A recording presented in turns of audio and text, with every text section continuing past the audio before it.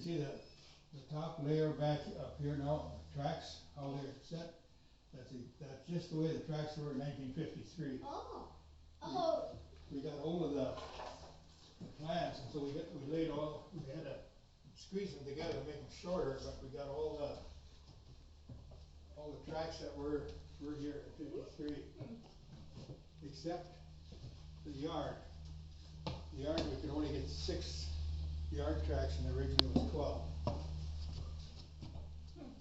We couldn't get any more in. Like I said, we had 3 of these buildings end to end, we maybe could have got more in. It looks like you have a whole city of them. Yeah, I just want a milkman. it's the city. What's a milkman? Right there, he brings milk to your house. Is he just like giving milk to everybody in the town? I'm gonna go away and see this. That's how people got milk. See the depot over here? Oh, yeah.